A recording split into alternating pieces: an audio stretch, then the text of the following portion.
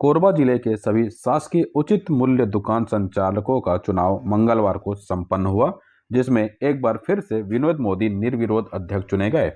छत्तीसगढ़ प्रदेश पदाधिकारियों द्वारा चुनाव संपन्न कराया गया, जिसमें जिला अध्यक्ष विनोद मोदी, सचिव राजू खान, कोषाध्यक्ष नरेश अग्रवाल मनोनीत हुए।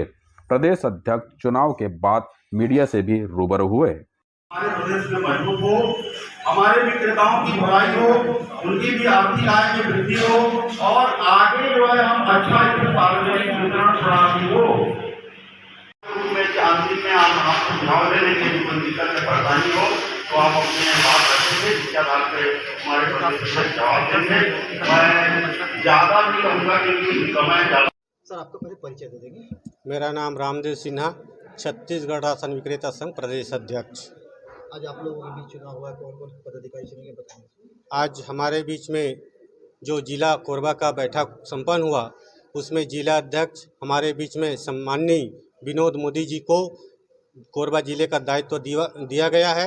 निश्चित रूप से मोदी जी इस संगठन को पूरा प्रदेश स्तर तक ले जाएंगे और कोरबा जिले को एक नया नाम मिलेगा, एक नया आयाम मिलेगा, ये मेरा विश्वास है। उसके अलावा कौन कौन चुनेंगे?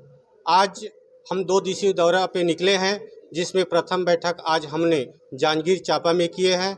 वहां हम जिला अध्यक्ष सम्मानीय रूप नारायण सोनी जी को चुने गया है और दूसरी बैठक आज कोरबा में आहूत किया गया, जिसमें सम्मानीय विनोद भाई मोदी को हम जिला अध्यक्ष बनाए हैं। साथ में सभी ब्लॉकों का भी अध्यक्ष का चुनाव किया गया है।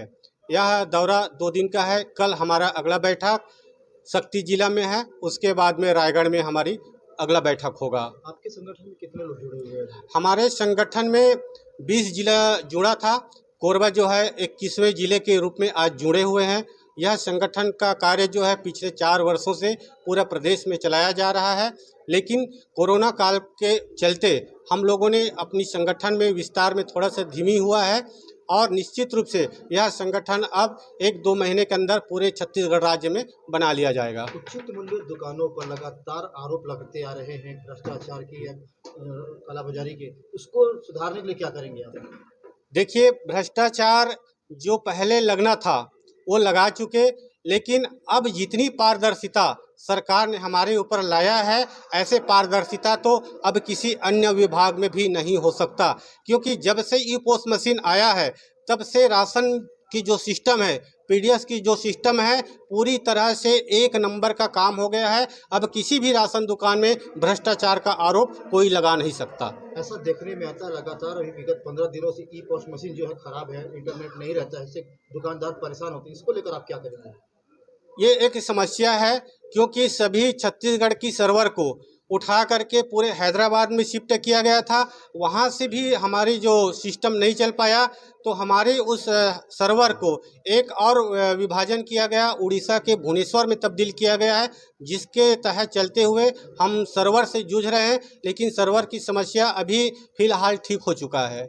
मुख्य मांगे क्या कह रहे हैं? हमारी मुख्य मांगे सरकार से ये रहेगा कि हमारी जो कमीशन की जो दर है छत्तीसगढ़ में पूरे इंडिया के तहत छत्तीसगढ़ में सबसे न्यूनतम जो कम है वो छत्तीसगढ़ सरकार देती है, क्योंकि 30 रुपये कमीशन देता है, जबकि अन्य प्रांत में दिल्ली में 200 रुपये पर क्विंटल कमीशन है, गुजरात में 150 रुपया है, हरियाणा में 170 रुपया है, लेकिन छत्तीसगढ़ यह सबसे बढ़िया बोलने का है। मात्र छत्तीसगढ़ के लोगों को, भोले भाले राशन दुकानदारों को ठगने का काम सरकार ने किया है। एक चीज़ और, किसी और के द्वारा संचालित किए थे, जबकि उनका संचालन का जिम्मा महिला समूहों को दिया गया है, इसमें क्या कहेंगे आप?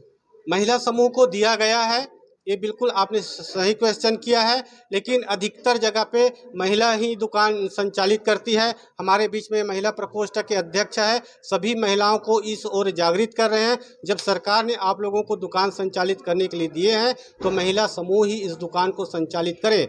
लेकिन सरकार ने अभी जो कठिन परिस्थिति में हमें ई पोस्ट मशीन थमाया गया है, जिस समय समूह का निर्माण हुआ उस समय उस समूह का शैक्षणिक योग्यता नहीं देखा गया था, अंगूठा छाप लोग भी उस समूह में हैं, तो ये पोस्ट मशीन चला पाना संभव नहीं है। इसलिए महिला समूह भी एक पढ़े लिखे नौजवान को ये संचालित करने के लिए रखा गया है। जो पिछले महीने जैसे राशन नहीं उठा पाए, वो क्या इस नवंबर महीने में राशन उठा सकते हैं? जो राशन महीने में नहीं उठाया उसको अगले महीने राशन सामग्री नहीं मिल सकता, क्योंकि ये सरकार की पॉलिसी है, किसी राशन दुकानदारों की पॉलिसी नहीं है। हमें आज 31 तारीख है, तो 31 तारीख को पूरा मशीन जो है क्लोजिंग 12 बजे हो जाता है। नेक्स्ट दूसरे दिन जो है 12 बजे उक्त मशीन जो है खुलता है। इसमें हमें दूसरे महीने में उसको राशन देने की कोई पात्रता सरकार के द्वारा नहीं पहले है। आपके द्वारा 15 दिन जी 15 दिन में दिया जाता था। हाँ, महीना खत्म होने के दूसरे बाद 15 दिन के अंदर देना देना रहता है। तो क्या वो पूरी सुविधा बंद हो गई? तो उस संबंध में आप क्या कहना चाहेंगे? नहीं, ये सरकार की पॉलिसी है। सरकार से हम ये भी मांग कर रहे हैं कि जो पिछले महीने जिसने सामान नहीं उठाया उसकी सामग्री के लिए ऑप्शन हमारे मशीन में सरकार को खोलनी चाहिए, ताकि वो सामग्री, मान लो किसी के ऊपर दुर्घटना हो गया, इस महीने सामान का उठाव नहीं किया, तो उसमें एक ऑप्शन आना चाहिए कि वो अपने अगली महीने का सामान का उठाव करना चाहिए। ये सरकार को पॉलिसी लाना चाहिए, लेकिन हमारे बस की बात नहीं है। सरकार जब देगी तो हम राशन वितरण का काम किए हैं, राशन वितरण का काम करेंगे, लोगों की सेवा करेंगे। अभी डेट में कोरबा जिले में कितनी है और उसमें वृद्धि क्यों हो रही है? कोरबा जिले में ही नहीं, सरकार ने एक नया पॉलिसी लाया है। शहरी क्षेत्र हो या ग्रामीण क्षेत्र हो, जहां 500 से अधिक राशन कार्डे हैं, उस दुकान को युक्ति युक्तकरण की तहत छोटी दुकान करने की, क्योंकि सरकार की मानसिकता है जितनी छोटी दुकान होगा उतने हितग्राहियों को सामग्री उठाने में सुविधा प्रदान होगी। इसलिए युक्ति युक्तकरण के तहत अगर किसी दुकान में 2000 राशन कार्डे हैं तो वहाँ 4 दुकानें बनाने का प्रावधान सरकार के द्वारा लाया गया है। अभी कोरबा जिले में कोरबा ग्रामीण ब्लॉक की बात कर लें तो वहाँ लेम्स की लगभग 7 से 8 दुकानें हैं, जबकि लेम्स को 3 दुकानें संचालित करने का आदेश है।